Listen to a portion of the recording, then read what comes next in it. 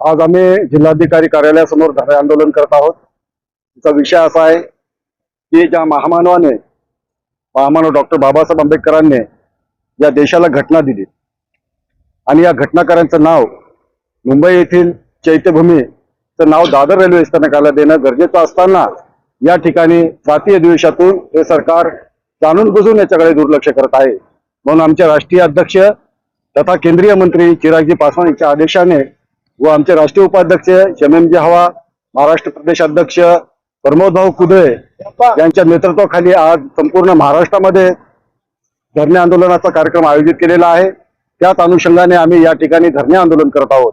आमची मागणी एवढीच आहे की दादर रेल्वे स्थानकाचं नाव बदलून त्या ठिकाणी डॉक्टर बाबासाहेब आंबेडकर चैत्यभूमी असं करण्यात यावं अशी आमची मागणी आहे। या अगोदर कोणी संघटनेने मागणी केली का?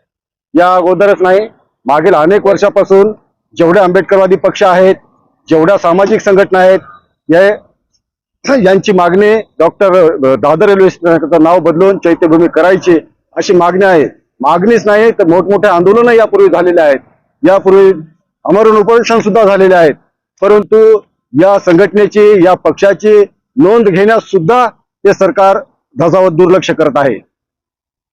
आपण निवेदन वगैरे यापूर्वी दिलेले का? यापूर्वी अनेक वेळा आमचे निवेदन गेलेले आहेत।